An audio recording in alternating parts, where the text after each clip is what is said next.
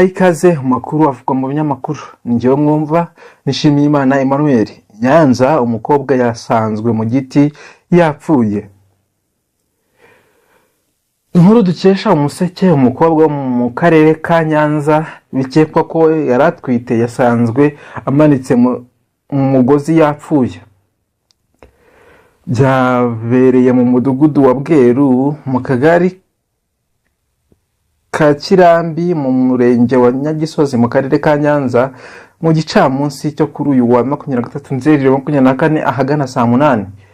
Amakuru Umuseke wamenye nuko uyu umukobwa witwa Mukansengimana Pereti imyaka 20 iwabo bavuye guhinga bamusanga mu nzu aho bikekwa ko yiyahuye. Abatuye muri iki kariya gace bavuga ko basanze anagana mu kiziriko ariko mbere ye ngo yabanje kunywa umuti w'imboga dokete. Amakuru avuga ko yabanje guhamagara mukuru we wo kwa nyina wabo ngo afite ibibazo, amubwira ko atazi niba azabikira. Uwo mukuru we yavuze ko hari umuhungu wamuteye inda, nyuma bashatse kuyikuramo biranga bikaba bikekwa ko aricyo cyatumye yiyahura. Umunyamabanga nshingwabikorwa w'umurenge wa Nyagisozi Habinshuti Sylvie yabwiye Umuseke ko inzego z'ubugenzacyaha zatangiye iperereza.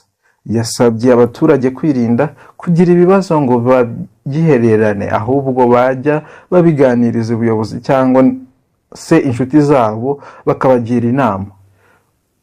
Umurambo wa nyakwigendera wajyanywe ku bitaro by'akarere ka Nyanza ngo ukorerwe isuzuma.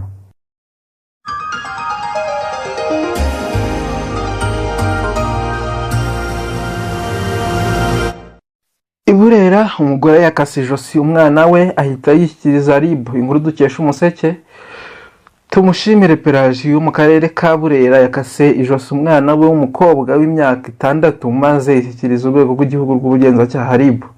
Byabereye mu mudugudu wa Tatiro, akagari ka Cyahi, umurenge wa Rugarama kuri uyu wa mbere tariki ya 23 Nzeri 2024. Umwana wishwe wiyitwa Niyompanze Amaso Ntikozisoni Esther. Amakuru Umuseke wamenye nuko mu gitondo umwana yabwiye nyina ko atazajya ku ishuri, nyina arabimwemerera birirwa baryamye. Nyuma uwo mugore yumvise ashaka kwica umwana we, amukura ku buriri amuryamisha hasi, amukata ijosi n'icyuma arapfa. Umunyamabanga nshingwabikorwa w'umurenge wa Rugarama Ndayisaba Egide yahamirije Umuseke ko ayo mahano yabaye. Ati nibyo, uwo mubyeyi yihekuye, arubatse, afite umugabo ufunzwe. Byabaye uyu munsi saa 9 za mu gitondo, yishyikirije RIB. Icyabiteye ntabwo kiramenyekana, biracyakurikiranwa. Yasabye abaturage ko uwaba afite ikibazo wese yajya yegera inzego z'ubuyobozi zikamufasha aho kugira ngo abiture inzirakarengane. Uwihekuye ari mu maboko y'urwego rw'ubugenzacyaha RIB sitasiyo ya Cyanika.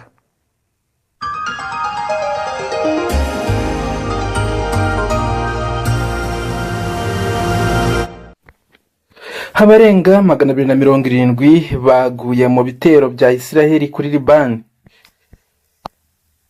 Minisiteri y'ubuzima muri Liban yatangaje ko abaturage 274 bamaze kugwa mu bitero by'indege z'intambara za gisirikare cya Israel zaramutse zigaba muri icyo gihugu. Inkuru dukesha Umuseke. Kuva mu gitondo cyo kuri uyu wa mbere tariki 23 Nzeri 2024, ingabo za Israel zatangaje ko ziri kugaba ibitero muri Liban ku birindiro by'umutwe wa Hezbollah.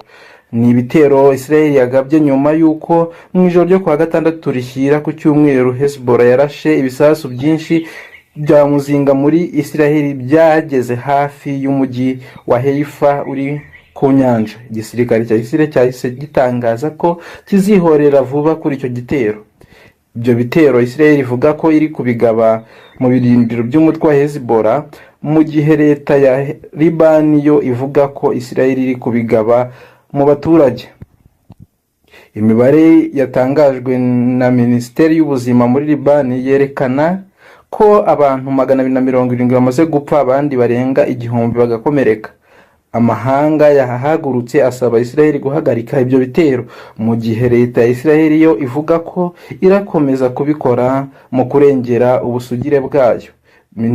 Minisitiri w'ububanyi n'amahanga wa Israel Katz yasabye abaturage kwitandukanya n'abarwanyi ba Hezbollah niba bashaka kubaho. Yanditse kuri X ati, umusivili wese utuye hafi y'intwaro za Hezbollah asabwe kuhava kubw'umutekano we. Minisiteri y'ingabo ya Leta Zunze Ubumwe za Amerika, Pentagon, binyuze muri Major General Pat Ryder uyivugira, yatangaje ko Amerika yohereje izindi ngabo mu burasirazuba bwo hagati kubera amakimbirane akomeje kuharamba.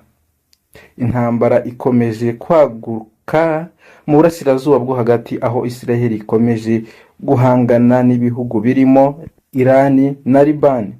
Israel ibishinja gufasha abarwanyi ba Hamas na Hezbollah, mu gihe ibyo bihugu nabyo bishinja Israel kuvogera ubusugire bwayo no kwica abaturage bayo.